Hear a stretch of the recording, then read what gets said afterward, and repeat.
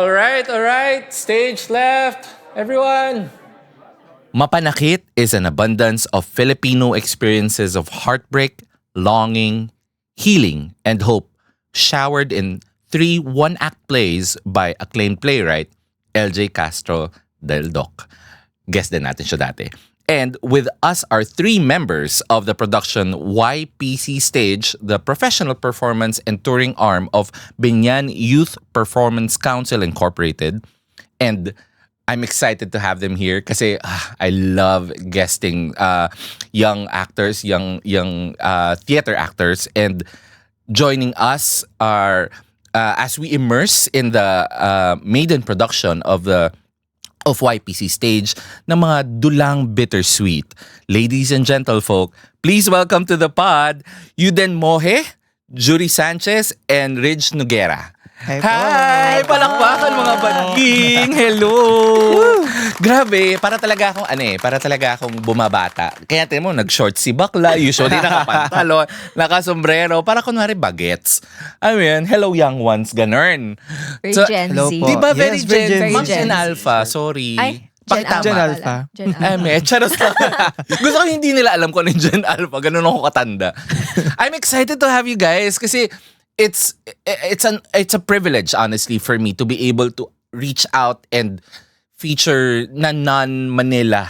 Parang maligaya ako na nag-explore na ang Stage Left. Parang mas honored pa nga siya sa akin. Hala. Na hindi na ako nakafocus lang sa Manila na scene. I'm excited to have you guys. I'm excited for you guys to share your art with us. And I hope you feel the same way Yes na na-excited po. kayo nandito sa Manila. It's Privileged also to be here. Oh, wow. Na-invite po kami here Paano sa yung Manila. privilege? Ang- Ganun pala yun. Oo, and yun na nga, parang for me it's exciting news to finally see na it's not just Manila, the Manila scene and also Manila going out into the different parts of the country, but really the art scene of somewhere else going into and penetrating the Manila scene na para mayanig naman kami. Para ma-excite kami sa mga bagong mga kwento na ano. Yes. Na-excite ako talaga. I'm excited to watch direct. Oh my God, kami rin po. Na akong manood. This Saturday na ba? Oo, oh my God. Yes. Na-excite na ako. And sige, para magtuloy na yung podcast natin. And I hope you guys have seen the show. If not, I always ask this question. How did you get your start in theater? Okay. Ikaw muna. Any? Sige, Kayo ako muna. Sige. Nagkakahiyaan pa kayo eh. Oh, shy So, type. I started theater po sa campus lang, sa school. Hindi siya theater club eh. Ano lang siya, for academic purposes lang. For grades lang talaga. Meron class talaga. Yes po, hindi siya class po talaga. Parang, Project. Ganun. project lang siya nakasama sa isang subject. Like English subject, kailangan Okay. namin, like yung Romeo and Juliet, ganon. Ay, ang saya. Finals project. Yeah, mga finals Nakakaloka yung po. mag-Romeo and Juliet ng sa class. Opo. Tapos nun, laban-laban. Intense. Yes po, laban-laban nun. Mga, lahat ng sections ng grade. So, dun po ako nag-start mag-theater. Paano yung laban? Sorry, na-curious ako. Paano yung laban? So, ang nangyari po is that per section, meron po kayong ipi-play. Na Bibigyan po kayo scene. na play talaga. Buo. Play talaga siya. Full length.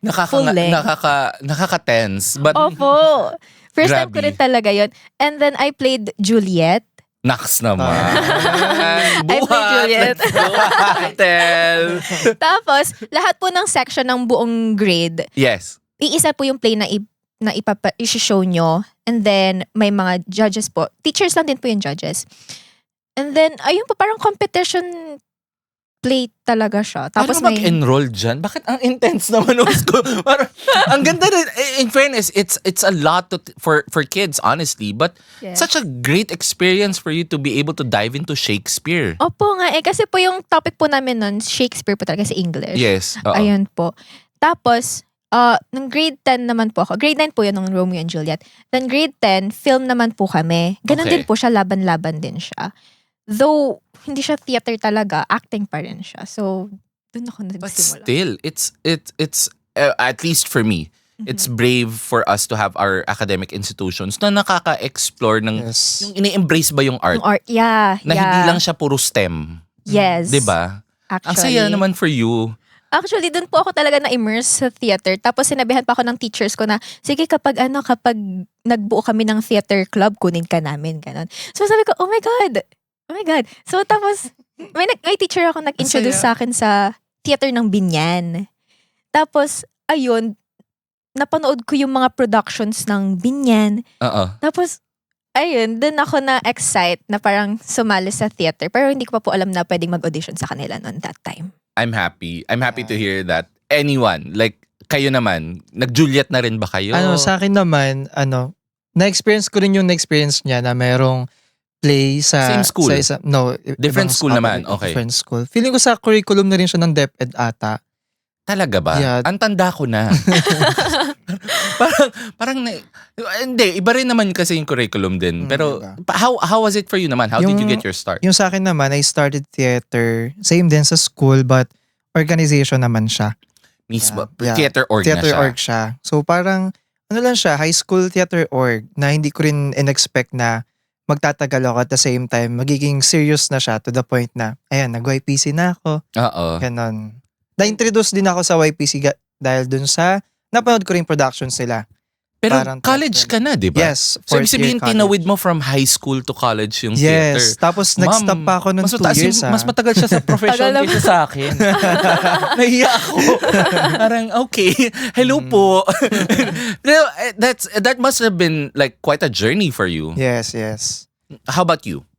Actually, same lang po kami ni Jury na galing po siyang subject. Kung English po sa kanila, sa amin, PE. Then, ang play naman po namin is Huling El Bimbo. Ay, wow. Actually po, Wow. Huling El Bimbo. Pero hindi po siya full act. So, ang ginagawa po sa amin, 4 po kami section. Then, pipilian po kami ng mga scene, magbubunutan po kami kung ano pong gagawin Ang namin. ganda. Tapos, ang ginawa po sa amin, sinend po yung recorded vid ng Huling El Bimbo. Oo. Nakita ko po yun at parang tindahan ni Aling Nena. Tapos Oo. andun po si Miss P tsaka si Miss Gab. OMG! Di ba? Nakasama pa tayo sa picture. Hindi, pero it must have been exciting for you to be able to work with the actual Yes. person who's in the recording. Super po kasi po nung time po yun, wala po talagang alam sa theater. Parang performing lang po alam ko, sali lang po ako sa mga Mr. Miss, gano'n. Yeah. Then, nung sumali po ako ng YPC, tsaka ko po nakilala na, napakalaking tao pala. Laki ng pangalan ng Miss Gab Pangilinan and Miss P. Palmos. Tapos, Oo. nalaman na, Hindi mo pa sila kilala nun? hindi ko pa sila kilala noon. Like, nung Okay. entering YPC kasi una kong first year into theater po yun. Oo. Tapos parang wala talagang alam sa mga usapang teatro. Then nalaman ko nung mapanakit. Kasama namin sila. Pinapanood ko lang yun ng grade 10. Tapos kasama namin. Same. Ang saya, yes. no? Grabe. Manifestation. I mean. Yeah. Yan na yan. Hindi, pero I wanna lead to that. So, ibig sabihin, ano ngayon yung mga plays na feeling nyo na influence kayo? Sino yung mga actors na ngayon ay na-inspire na kayo now that you're really fully immersed in theater? Wag lang banggitin yung sige. Fipalmos, nakakapagod. Ay, Paano yung kasama talaga sila? Yeah, pero go lang. ako Masahiin na natin ang Fipalmos. Char. tawa na tawa si Miss Oo P. nga. Mga blunt talaga. Char. Game. Ay. Hindi, I'm curious. Kasi ako tatanungin nyo, as in humubog talaga sa kabataan ko, Lea Salonga, sure na yan, Julie Andrews, Mamba Ding. Hindi, pero it really is very formative for young people, and I'm sure it is for you as well, na nakapanood kayo ng mga ganitong bagay. Ako, Sound of Music, Miss Saigon, West Side Story. Paano, yung sa inyo, ano? Actually po, ang unang influence sa akin is noong nanood po talaga ako ng production ng YPC. Kasi po first ever Yes. theater na napanood ko po yun eh. Anong title? 2005 nag-start 2025. ang YPC. Ang napanood ko po sa kanila, Talon 9? 9 ba yun? Talon Talon 9, 2024. Ang tanda ko na. Oo.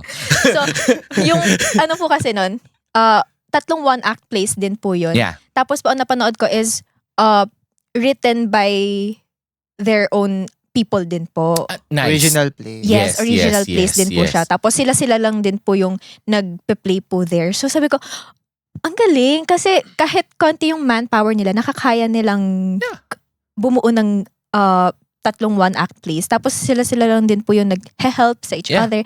Tapos sila lang din po yung nag-write ng mga stories nila. So sabi ko, parang so inspiring. Wow. Ganon. Tapos ngayon naman po, nito lang po, na-inspire naman ako dun sa, kasi po during rehearsal, nakapagkwentuhan po kami with Miss Fee and Miss Gab.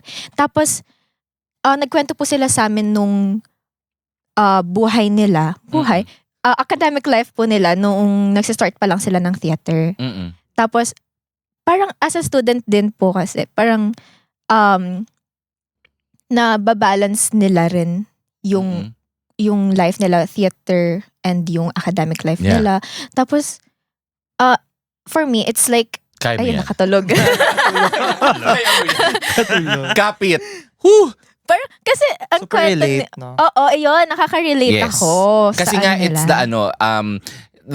the fact that you guys have your studies and then Yes. you have your production. Yes. Tapos paano mo isisingit yung social life mo in between? Yes. Kumbaga, ang social life mo, yung theater na rin. Opo. And it's practically the same with the With- professionals. Opo. Oh. Kumbaga, parang sila po, kinaya nila noong time nila. So, feeling ko, kakayanin ko rin naman po ngayon. Tama. How about you? Like, ano ang inyong mga inspirasyon? Sa akin naman, nung di ba, naging theater fan ako nung since high school. Mm-mm. But first play na napanood ko ay yung pandemic nun, which is Ang Huling El Bimbo talaga. Gets. Ayun. Gets. Kaya sila din talaga yung nagpatuloy nung spark ko when it comes on theater, doing theater. Yan, sila Miss Fee, sila Miss Gab, ganyan. Malaki talaga. Malaki ang naitulong Grabe nung po yung influence talaga ng play. online Mm-mm. na publication ng mga plays natin. Na I mean, it was a dark time for sure.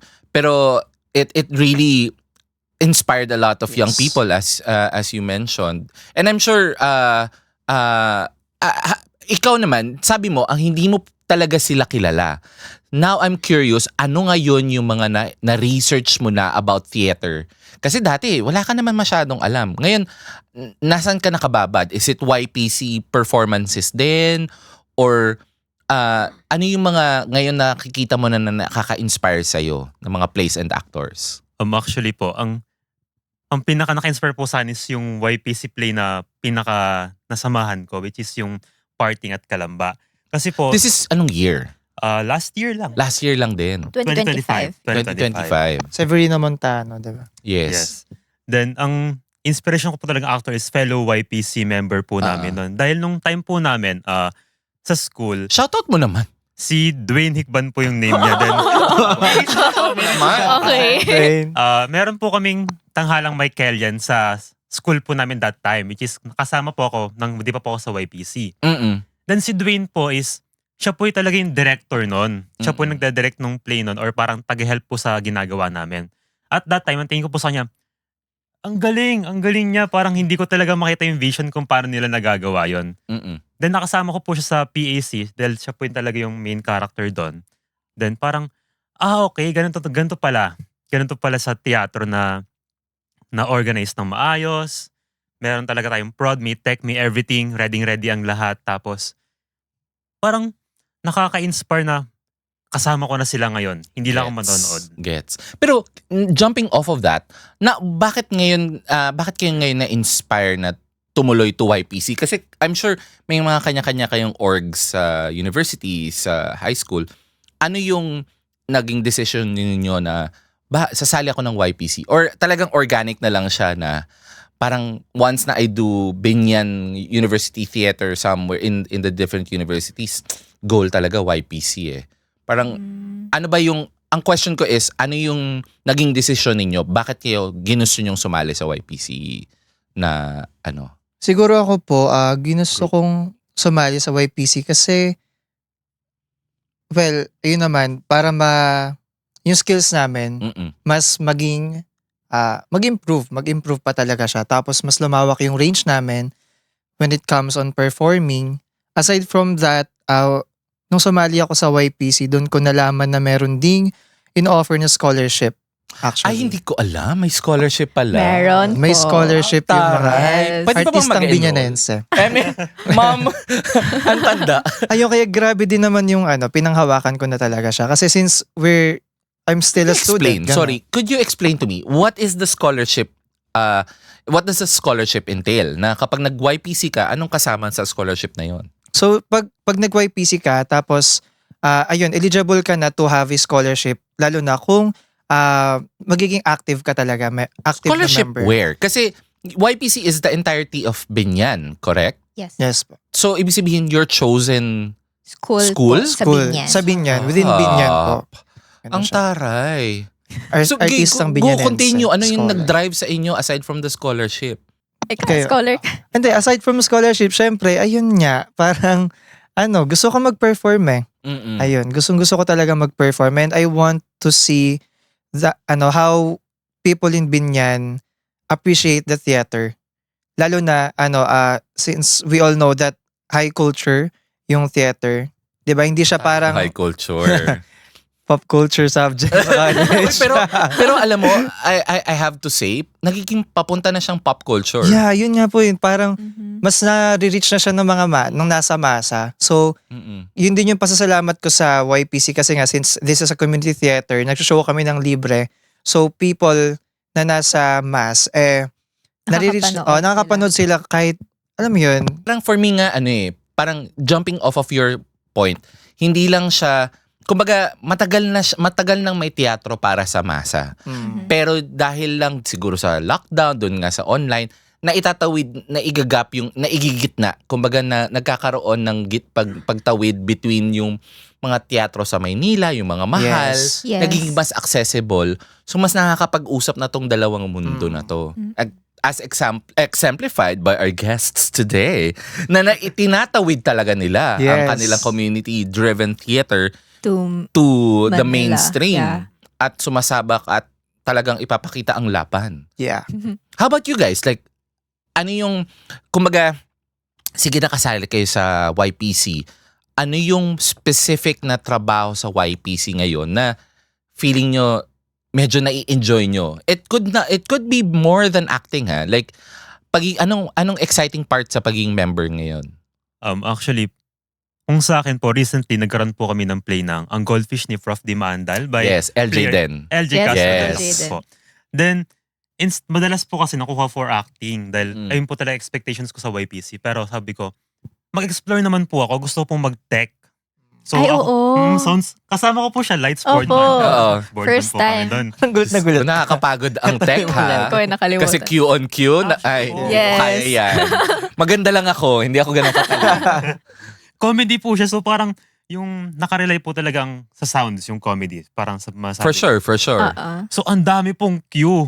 Pero at the same time, True. ang saya pong makita na nag-match yung cue ko sa sayo nila, sa lights namin. Ang saya po talagang parang maging tech na lang kaya ako forever kaysa mag-acting. Tsaka magic yung magic yung tipong mapaganon mo yung audience. Yes. Kasi nasasakto mo yung ilaw, nasasakto mo doon sa paglabas ng tao. I get you, never kong gagawin yan. Nakaka-tense yan. Promise, hindi ko talaga kaya mag-tech. As in, Pulusuhan yun. Opo, eh. ayun po yung Pulsuhan pinaka-exciting kasi sa YPC, yung pwede mo pong maikot yung lahat ng roles. Like, hindi Oo. ka lang stick to Hindi ka lang po stick to one, skill. like acting ka lang. oo. Pwede kang mag-tech. Yeah. Ayun. Stage management, Stage ganun. management. First time po namin yung lights ako pala. Tapos sounds, ganun. Mm-mm. And eto, before we take a break, I'm curious tuloy na kasi this is, I think, your 21st year, if I'm not mistaken, as YPC. Yes. Ano yung, ano ngayon yung excited kayo na makita for YPC, like as young members, as new members for the group? Kasi, lalo pa ngayon na ang tahak ay mag-expand, Mhm. i-reach ang Manila audience. What are the things that you are looking forward to? Well, ayun po, 21 years, parang sobrang habang year na po nun and ang dami nang nangyari. Mm. Pero ngayon pong parang mag-iilang years na, 2 years. pa lang. Tayo. Yeah. Opo, 2 years and something pa lang kami here sa YPC. Parang I'm so excited po to see how far YPC could go pa. And sino-sino pa po yung mga audiences na kaya nilang naming i-reach and mabigyan ng insights sa community theater. Yeah. Ayun. Tsaka looking back, 'di ba, parang sa 21 years natin ay ng YPC, may mga members din po kami na kahit they have their own families na, may mga trabaho na, bumabalik pa rin Bumabalik po pa rin talaga sila. sila sa YPC. That, alam mo yun, parang, Parang family na kasi talaga family. siya eh. Instead of organization, nagiging family na siya. Tsaka Ganon. nagiging ano siya, parang generational, parang memory. Yes. Kumbaga, na-institutionalize lahat ng mga practices, ng mga Yes. creativity na nabuo. And I'm excited to hear more about what products YPC has created in terms of art for not just for Binyan but also now for Manila Yeah. sa pagbabalik natin. Yes. Magta-thank you muna tayo sa ating mga partners. Maraming salamat sa Intext at sa iba pa. Thank you, Intext. Magbabalik po kami. Intext. This episode is brought to you by Int Bar X Cafe. Whether you're looking for a quiet spot for script readings at X Cafe or hidden cinematic cocktails at Int Bar, it's the ultimate Cubao Expo sanctuary for every Filipino artist. Step through the photo booth and find your next scene. Int Bar X Cafe, where film meets flavor. Clieg Studio Self-Photo Studio, the first self-photo with cake decorating concept in the Philippines. The studio is open from 11 a.m. to 8 p.m. Mondays through Thursdays and 10 a.m. to 10 p.m. from Fridays through Sundays. Sunnyside Sound Productions. All of our partners are located at Cubao Expo, Quezon City. Now, back to our show. At maraming salamat sa ating mga guests. At saka sa mga ating mga sponsors pala, no? Kasi yung guests nandito, yung sponsors yung kakatapos lang. Opo. Maraming salamat sa ating mga partners. Thank you for keeping with us and, allowing us to continue our show, our mini show, and keeping our guests caffeinated. Although hindi ko alam kung lahat nakakape. I think may naka-milk chocolate sa inyo. Anis. Tama. At dahil dyan, tuloy na natin. I'm super excited. Please tell me about Mapanakit. So, Mapanakit po consists of 3 one-act plays which kinukwento po nila yung love, pain, and yung authentic human connection. Each play po is may different themes. So, feeling ko naman po, hopefully, yung everyone can find something na makaka-relate sila Oo. sa mga plays na yun. Exciting. Pero bago tayo magsimula, ganun tayo. Ganyan. Ayan. Para kalmahan kayo. Para kayong kinakabahan. Let me know about, what is it about Mapanakit that you're excited to tell? Like, what are, these are different stories. They are 3 one-act plays. Ano yung excited kayo na makita ng mga tao? Kasi, you, if I'm not mistaken, you guys also did this prior to bringing this out to Yes. Manila. So, ano yung mga excited kayong ikwentong stories? Siguro ako, aside from the fact na 3 one-act play siya, excited ako to na ipakita sa mga tao na, we are Binyan artists, no, na nakikisalamuha at nakikolab sa mga professional theater actors. At the same time, hindi lang kami nasa stage, yung mga taga Binyan, but also the people sa backstage. Lahat din po sila ay mga Binyanense. And are these stories like also featuring aspects of Laguna? Like Binyan? Like meron bang mga ganong aspeto na, for example, may character ba na, or is it really how you as people bring the stories to life? Na makikita ng mga tao na, wow, ito yung artistry ng Binyan. Yung mga plays po kasi, hindi po siya parang staple sa isang, like sa Binyan, ganun. But they tell, Parang like liminal space siya. yeah, ganun siya. So may isang play lang doon na about siya sa Bicol, ganun. Kasi may Bicol mythology nakasali. Oh, I didn't know. Exciting. there's- Bilang taga Bicol ako. Excited ako. Yung second play po yun, yung Ilihan at Kalingaw. Oh. Yeah. So ayun, wala naman na parang nire-represent yung Binyan do sa three plays, but rather ayun, mga Biñanense yung umaarte tsaka yung nagmamanage dun sa show. I'm sure also magka-come out yung artistry ninyo Yes. because you guys have worked together for a while eh. So yes. makikita yung if not for the creativity that comes out of the show, but also the professionalism, the discipline Yes. Yes. dala ng YPC. And curious ako, bakit YPC tapos YPC stage? Just out of the blue. Curious lang ako. So, ang Binyan Youth Performance Council po is talagang for Binyan. Mm-mm. Then ginawa po talagang YPC stage as a symbol na labas na po talaga siya ng Binyan and dala-dala po namin sila. Yeah. So makikita po namin yung nasa Manila po kami pero dala po namin kung ano po yung ginagawa namin sa Binyan, Yes. kung ano po yung may expect nyo pag pumunta po kayo doon. And hindi nyo na need kasi kami na po yung pumunta sa Manila for that. Tsaka pwedeng not just Manila, you can also bring this elsewhere. Yes, Malay mo, yes. pwede mo siyang i-partner sa iba pang LGU or iba pang like urban cities ng Luzon or even Visayas or Mindanao. Who knows, right? Hopefully. Hopefully. Actually, Future sa productions. pagkakatanda ko, yung YPC mismo, nagkaroon na rin sila ng projects from other province like sa Bulacan po ba yun? Ayun, sa Bulacan. May dinala pong play sa Bulacan from YPC na original play din po siya ng YPC. Sinulat din po Yun. ng YPC Yeah. member. Pero balik natin sa mapanakit. I'm curious ngayon yung ano yung experience now na nagawa niyo siya sa Binyan. Ano yung journey naman nito na papunta na siya sa pagdala niyo sa Maynila? Na jury. Ay, nakatulog. Tulog ulit. Curious ako, hindi ko rin sure kasi kung si Direk BJ ba yung nung previous run. Yes. So, si Direk din. So ngayon, ano yung difference now na you're bringing it to Manila? Ano yung experience, lalo na from your perspective, having it done there and now doing it here? Actually, it's not far from different naman po talaga. Kasi po yung mga practices po na ginagawa po namin sa hometown namin, same lang din po ng kung paano ipinapalakad ni Direk yung rehearsals ngayon. Though, ang changes lang po is that mas professional to, bigger space, I'm sure malaking factor din yung bigger space. opo, and bagong environment, ganon. Kasi mas lalakihan mo yung bigay eh. You have Opo. to, fill it out. Yes, kailangan maabot yun nasa dulong audience. Sa true. Mm. You din, what is it like doing yung, kasi if I'm not mistaken, you've been with YPC for a while. Tapos, you're also on stage often.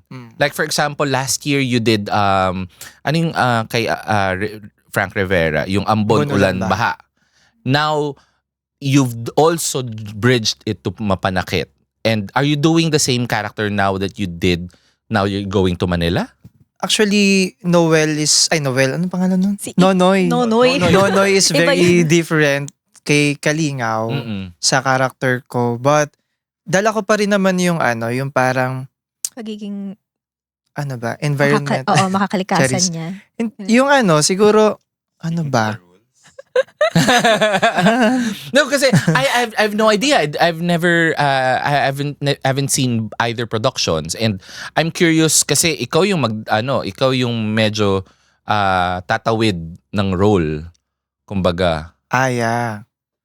ano yung meron ka bang nakikitang mas are you playing off of a different actor, 'di ba? So ano ngayon yung experience na you're playing it with a different actor din, tapos you're going to Manila now with a different venue. Siyempre, nagkaroon ako ng mga adjustments. Mm-mm. No, nagkaroon tayo ng adjustments when it comes on memorizing new lines, ganyan. Tapos, the way I will collaborate with the professionals like Miss Gab, ganon. But, wala pa rin namang difference when it comes on how I discipline myself Mm-mm. pagdating sa mga preparation ng mga production. So, ganun po siya. Pero this character, how do you find your character? Kasi given that I don't know them, how is it like now na nire-revisit mo siya? something na you find na there's something new to discover, especially that you're doing it again in a different venue, or is it still you're just revisiting the character? Oh, so when it comes on revisiting, actually last December, iba yung play na ginampanan ko. Hindi ako nasa Ilihan at Kalingaw. Nasan ka before? Yes, nasa ganito ang pinangarap kong kasal. Yeah, nasa Yung kasama third si play. Yeah, si Miss P. Ako yung gumanap na Noel. Kaya nadulas ako kanina. Oo. Na Noel. Kaya, ayun, yung this production na sa Mapanakit na, nagkaroon ng changes na napunta ako sa isang play which is the Ilihan at Kalingaw. So, I have to Okay. study Oo. the blockings, the lines again na with the help of the stage manager na meron kami sa YPC. Ayun. So, nagkakaroon ako ng solo rehearsals. Oo. Ganun. Para sa dito, sa preparation na sa Mapanakit, medyo gamay ko na yung character. As Ganun po yung ginawa. for the production side, is there any difference now na you're bridging to a different stage? At saka mas malaki siya. Malaki ang IBG. Medyo nga sobrang laki, if anything. Paano yung sa production side of it naman? Actually po, parang pinakamalaking factor ng environment na Oo. ang laki niya kumpara po sa usual namin. Yes. Alam na namin yung gagawin. Yung gamit po namin is meant for sa maliliit na lugar lang. Yeah. Pero nagagawa naman po ng adjustments dahil napagplanuhan po siya. Like, bago pa kami pumunta ng IBG, nakagawa na po ng plano, nakapag-set up na po mga SM. So, respect naman po sa mga SMs natin na Of course. talagang nilista po nila lahat. Mm-mm. Ano pang kailangan natin i-consider kung lilipat tayo sa mas malaking space. Yeah. So, inisip po nila na, okay, kung ganito yung space, ibayin mo yung timing, ibayin mo yung everything, ihanda mo lahat. Mm-mm. Yan. Taas mo na onti, B. Ay, okay. Yan. So, sa tingin ko naman po, yung environment yung pinakamalaki. Pero at the same time, nakapag-adjust naman po yung mga fellow members po namin sa YP stage sa madaling-madali naman po kasi dahil like before pa po kami pumunta ng Manila, Yeah. Prepared na. Na-prep nyo na. prepared Yeah. na po talaga kami. And I'm sure you guys are going parang ocular nyo naman yung venue Yes. tapos nagpa-plan out. Opo. And so that's for the production side. I'm curious to Lloyd then, how is it now acting with ako, friend ko kasi si Ross. Tama ba? Si Ross ba ang Ross kapartner mo? Pasigan po. Yes. Oo, as the teacher. Yes po. Correct? Medyo intense ang lolo mo din, no? Oo. Curious ako, how is it now naman na similar question with you then is is there parang kaba? Is it more excitement na learning experience? What was your experience like as partnering na batuhan lang kayo ng dalawa? Actually po, halo-halo yung mga nafe-feel ko eh. Oo. Kasi po, noong una, sobrang na-excite po talaga ako. Lalo na si Rose, mapang-asar yan habang nagre-rehearse. Opo, sobra. Makulit yan. Oh my- yeah. Sorry. Nilalaglag. Kung nanonood si Sir Ross. Sorry naman. Opo. Sorry. Nanlaglag. Wag lang talaga yan. Hindi, makulit kasi talaga siya mag-rehearse. Opo. Medyo. So, sorry, continue. May mga times po sa rehearsals, first rehearsals po namin na bigla po siya mag-a-adlib na nagugulat ako. Mag-a-adlib po siya ng yung mga slang terms. Mm-mm. So natatawa ako. Pero syempre po, kikip pa rin natin yung professional. Ganun. Feeling ko mas professional ka doon. Charot lang kayo. Kasi kinakabahan Sorry na, po ako Ross. sa kanya eh. Sorry na, Ross. Oo. Hindi, pero is it I'm sure it's also parang a very new experience that I think you really keep something na tipong okay, this is really how I should, imbibe this character. This is more how I should relax kasi si Kuya Ross kaya niyang maging kampante dun sa character niya ayun. na Ayun po, nakaka-pressure din po na ang kabatuhan ko po is someone na from professional theater. So, nape-pressure po ako na kailangan kong tapatan siya, ganun. Mm-mm. So, kung paano niya po ibabato sa akin, kailangan ko lang pong tapatan kung paano ko rin po ibabato pabalik sa kanya. Mm-mm. And tinuturuan naman po ako ni Sir Ross. Mm-mm. Tinuturuan naman po ako niya. One time nga po na nagre-rehearsal kami, nagkaroon kami ng mini workshop. Oo. tinuro niya sa amin yung ibang konting parts lang ng Meisner Meisner acting. to, no? Sabi ko Yeah, Meisner acting. Meisner, for sure. Opo. Tapos, actually, sobrang na-excite din po ako nung nalaman ko na ang magiging partner ko si Sir Ross. Kasi po, nung... Kahit hindi, okay lang. Ay. Char. Love ko talaga si Ross. Sorry, pinagtitripan ko talaga siya. Bisita na kayo ulit, guys. Sana makapag-guest kayo ulit. Pero, I'm also, naaalala ko kasi yung panahon din na, nung medyo bata-bata ako na umaarte, iba rin yung feeling na kapag meron kang alam mong masasandalan din na professional actors. And how does it feel now na for the acting side? And I'm sure working with the likes of Direct BJ and Fee na ano yung feeling ngayon na you are guided by mentors that you know are really, part of the theater industry? Like, what does it feel like now as young people, learning the craft? And I'm sure, again, mas professional ka pa sa akin in terms of years. Ano yung feeling na meron kayong natitingala at natututunan sa mga katulad nila? Especially Direct PJ is here, si Fee, mga ganyan. Well, hanggang ngayon po parang it feels unreal pa rin. Mm-mm. Kasi syempre first time po namin to. And very privileged din naman po kami to work with mga kilalang actors na po. Wherein we can, while learning, nagagawa po namin yung acting, yung gusto namin, ganun. Ikaw? Ako, Salo, ayun, sobrang grateful pa din. Sobrang grateful na andyan sila Direct BJ at yung mga kaibigan niya. ang kapartner mo ay si Gab. Si Miss Gab Pangilinan po. Sa pa yan. Diba?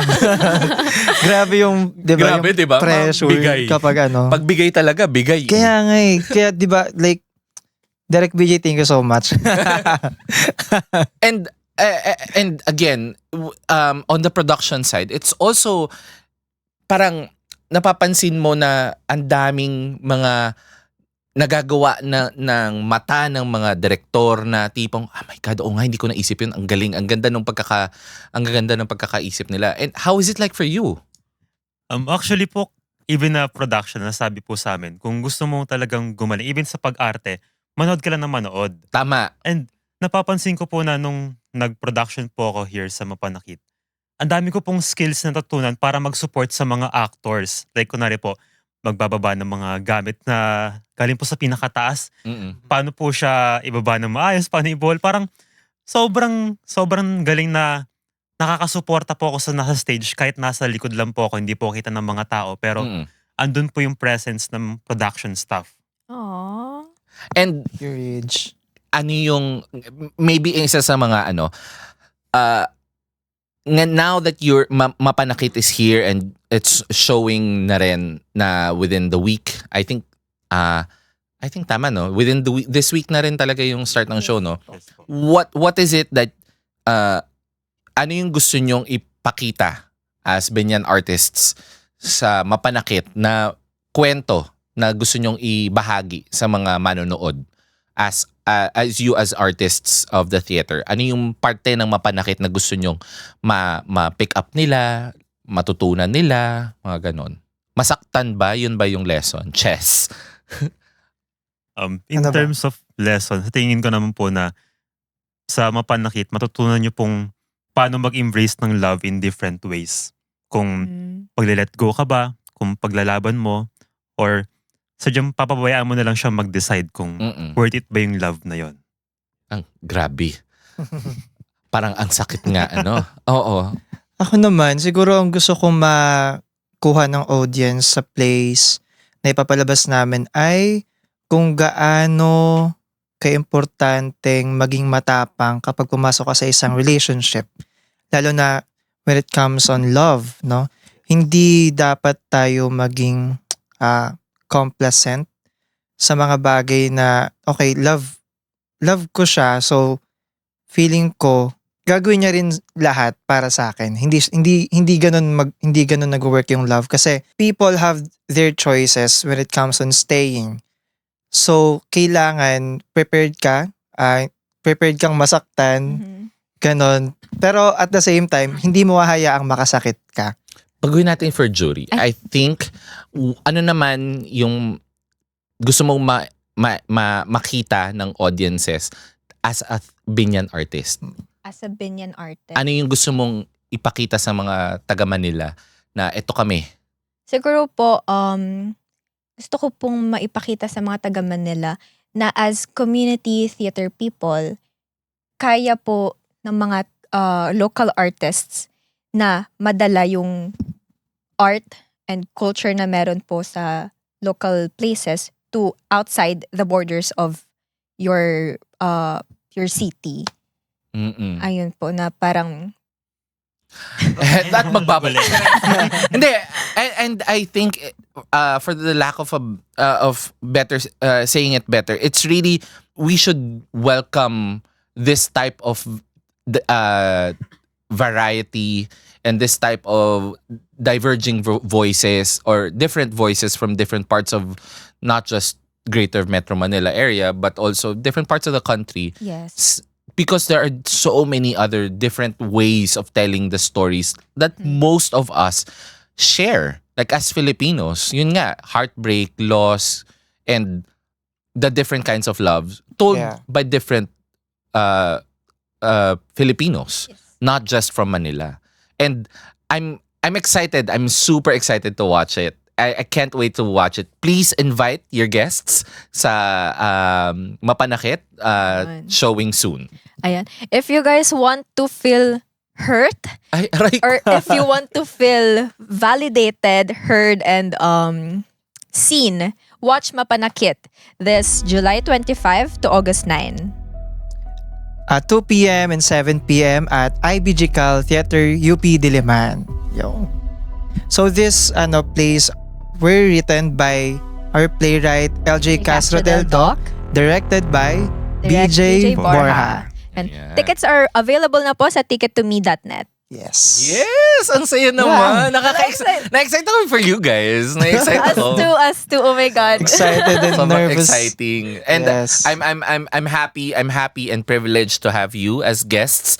Sana more productions from YPC Stage para naman hindi ito ang last na mag-usap tayo. Yes. Praying for Oo, that. makapagtsikahan pa tayo. And more opportunities for young theater practitioners. Yes. Kailangan natin ng mas bagong boses sa ating industriya. At dahil dyan, maraming salamat again to YPC Stage, to our guests. Maraming salamat at sana makapanood kayo ng Mapanakit. Yes, nood running tayo, na guys. soon. At dahil dyan, maraming salamat sa lahat ng mga nanonood. Palakpakan mga baklo! Let's go! No tayo! Nood tayo kayo. Bye-bye. See you sa tanghalan. See you guys.